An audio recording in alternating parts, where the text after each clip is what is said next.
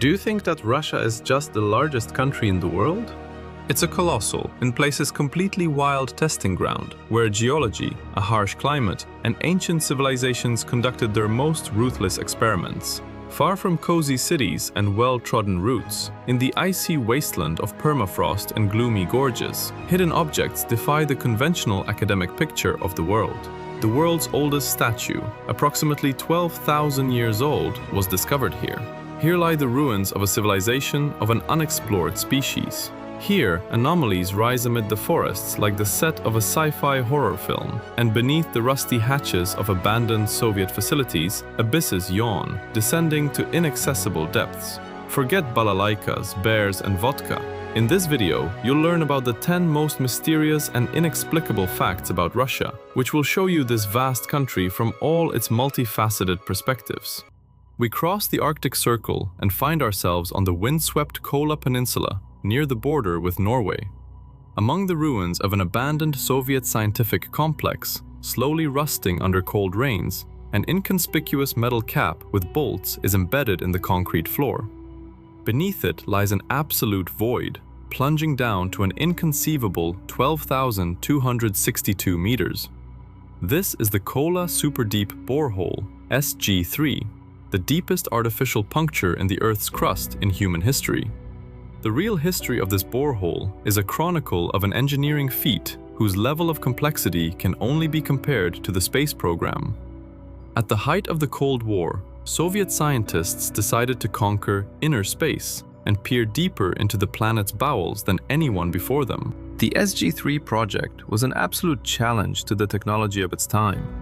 Engineers had to design unique drilling rigs and ultralight pipes from heat-resistant alloys from scratch, as ordinary steel would simply tear apart under its own colossal weight.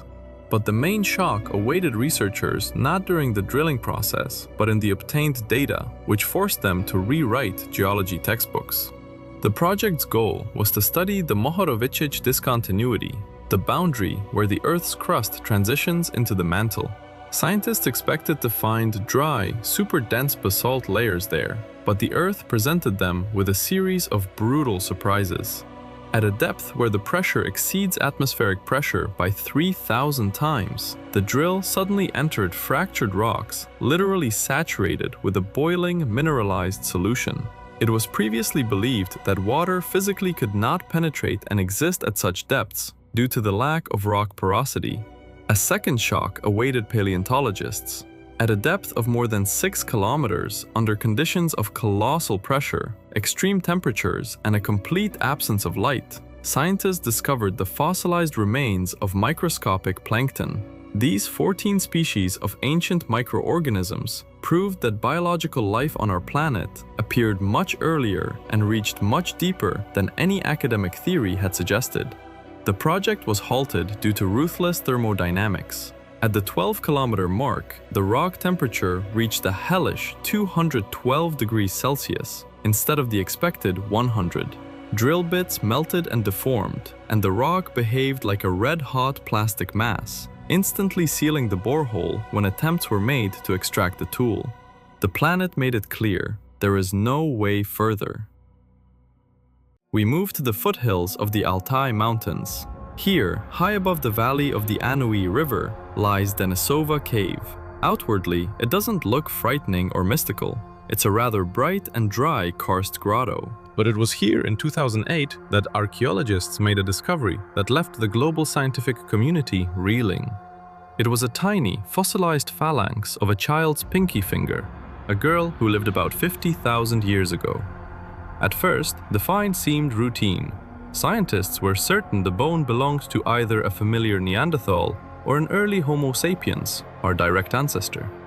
The fragment was sent to the Max Planck Institute for Evolutionary Anthropology in Germany for routine DNA analysis. But when supercomputers finished decoding the genome, a dead silence hung in the laboratories. The genetic code did not match any known species. This was an entirely new, third, parallel species of intelligent human, a massive branch on our evolutionary tree that humanity didn't even suspect existed. They were named Denisovans. So who were these ghosts of the Stone Age? Genome analysis showed that Denisovans had dark skin, brown eyes, and an incredibly massive build. Their molar teeth were so large that researchers initially mistook them for the remains of a cave bear. But the real shock came from their technological level. In the same layers of the cave, an elegant bracelet made of a green mineral, chloritolite, was found. A hole was neatly drilled into it, and microscopic analysis proved the craftsmen used high-speed rotary drilling. This is a technology that historians firmly believed humans would only master tens of thousands of years later. The Denisovans were not primitive savages. They sewed clothes with fine bone needles and created jewelry far ahead of their time. This tiny discovery in Altai has completely shattered the familiar image from school textbooks of human evolution proceeding in a strictly linear fashion. It turns out that the Stone Age world resembled a fantasy universe. At least 3 different human species simultaneously lived, hunted, and interbred in the same area. And the Denisovans didn't disappear without a trace. Their genes still live in the DNA of modern humans, approximately 0.5%, and it is precisely Denisovan genes, up to 6%, that allow the inhabitants of Tibet to breathe freely the thin air at extreme altitudes. We leave the Altai Mountains and move to the Urals, into the gloomy and miry peat bogs of the Sverdlovsk region. In 1890, gold miners excavating the Shigir peat bog stumbled upon something that forever changed our understanding of the ancient world. At a depth of 4 meters, they extracted fragments of a giant wooden sculpture from the black sludge, covered in incomprehensible geometric patterns and frightening faces. This was the Shigir idol.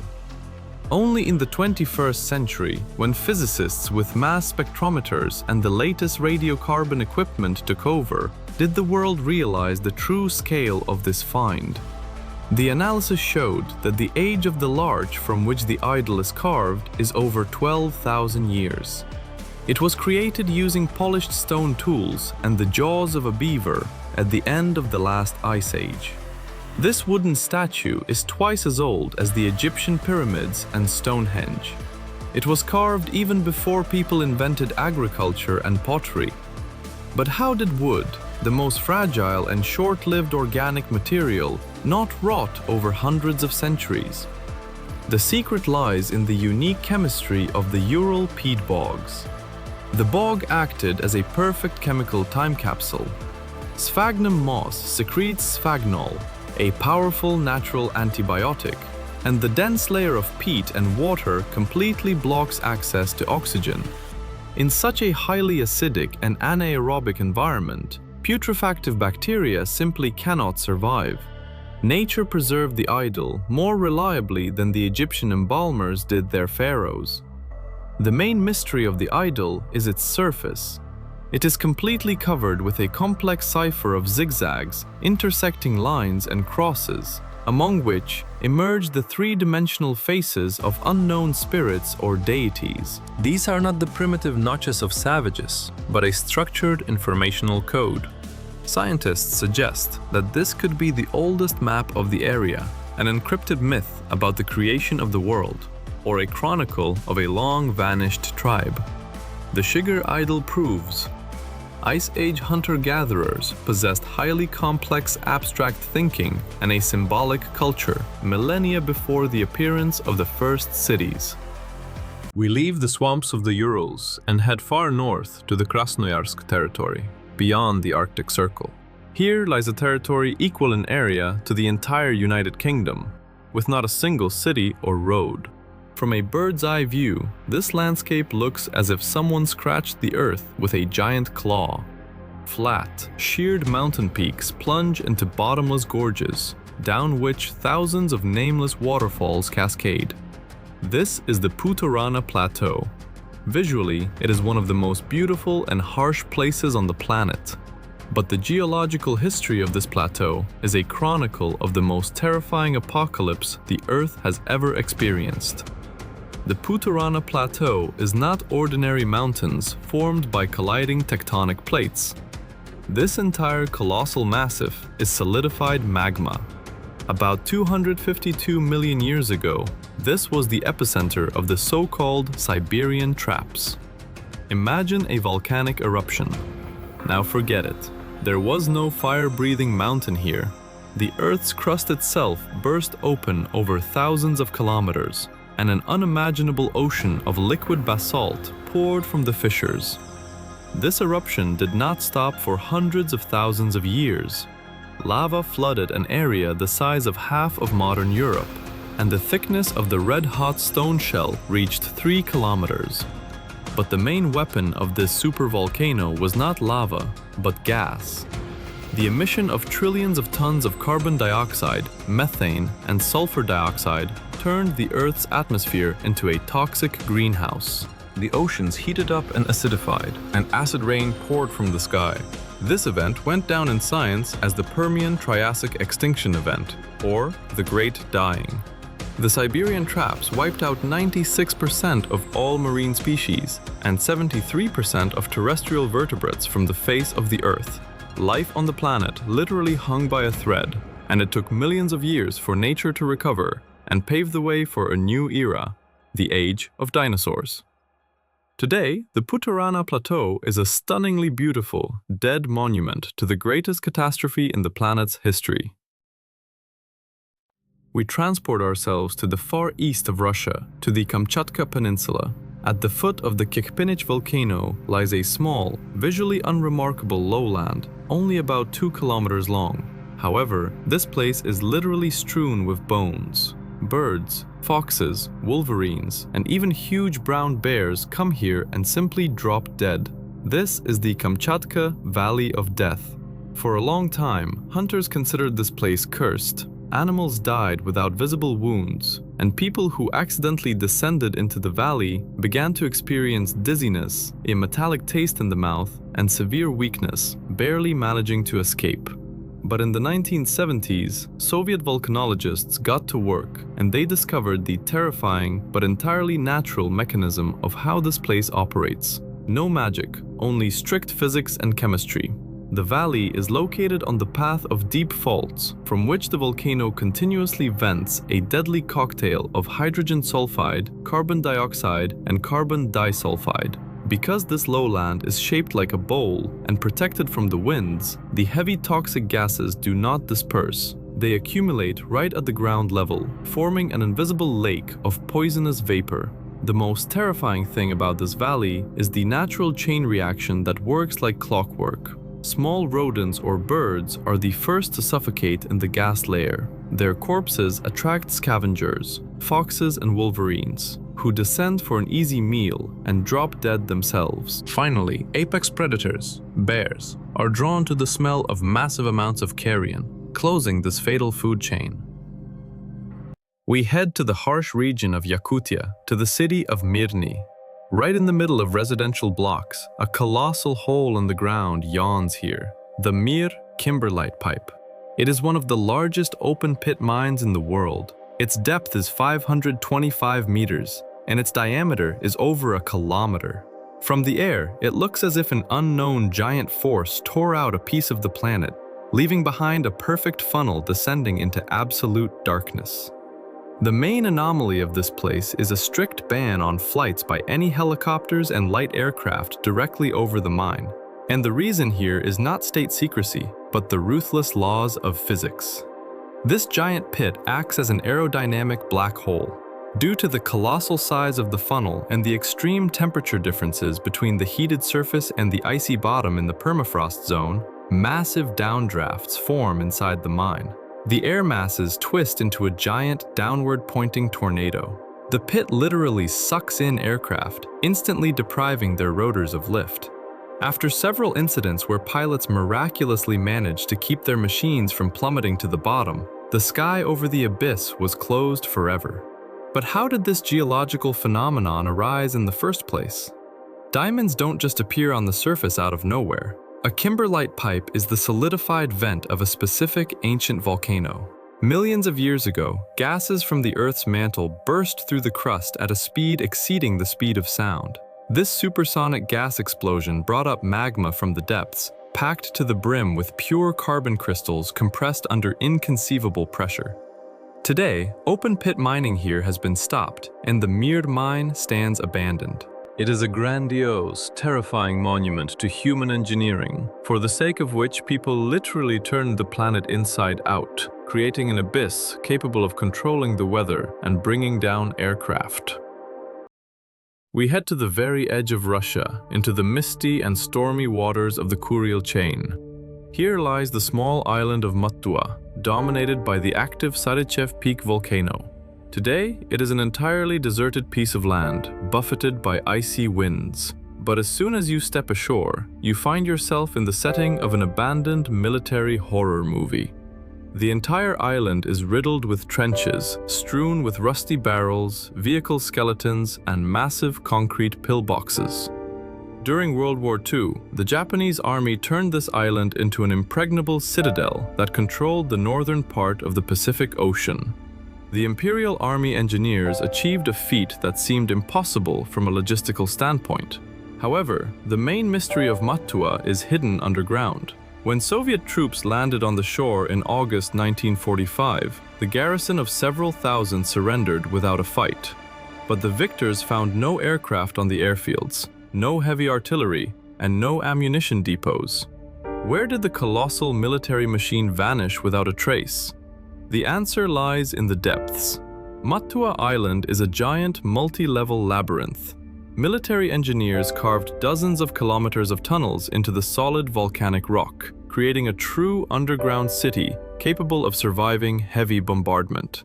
But how did they solve the problem of the harsh Kuril winter and the freezing of equipment in these stone pockets? The solution turned out to be a technological masterpiece of that era. The Japanese turned the volcano itself into a free energy plant. Researchers discovered a highly complex geothermal system. Wells were drilled through the rock directly to the volcano's thermal springs. Red-hot gases and boiling water were piped to heat the vast underground hangars. Today, most of the entrances to this underground empire have been blown up by the departing garrison or buried as a result of earthquakes. Mattua remains a somber monument to how advanced engineering merged with the fury of an active volcano, creating a perfect mechanism for survival that is now being slowly consumed by rust.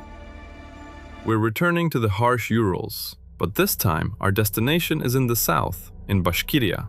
Here rises Yamantau, the highest peak in the southern Urals. Translated from Bashkir, this name means evil mountain or bad mountain. Local shepherds avoided its slopes for centuries because of the rock slides and swamps. But in the late 20th century, this mountain lived up to its grim name in a completely different way. In 1996, American intelligence and the New York Times published shocking satellite images. While the post-Soviet economy lay in ruins, a colossal, relentless construction project had unfolded in the depths of Evil Mountain.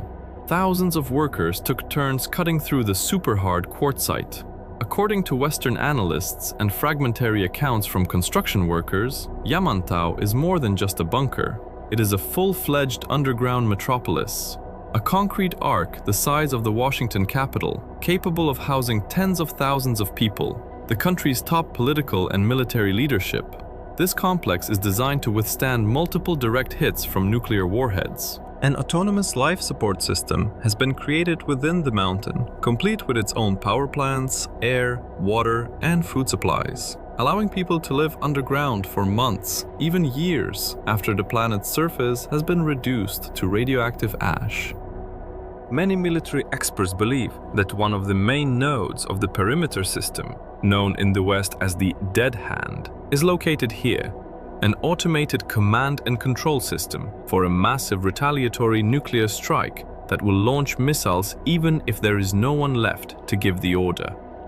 Yamantau is not frightening because of rust or decay. It is frightening because it is alive. This silent mountain is a perfect functioning doomsday mechanism, patiently waiting for the end of the world to swing open its steel gates. We are heading to the north of the Irkutsk region, to the remote, impenetrable taiga of the Bodaibo district. Here, amidst an endless green ocean of trees, rises a geological anomaly that, from a bird's-eye view, looks like a giant artificial crater or an elevator shaft leading into the bowels of the Earth.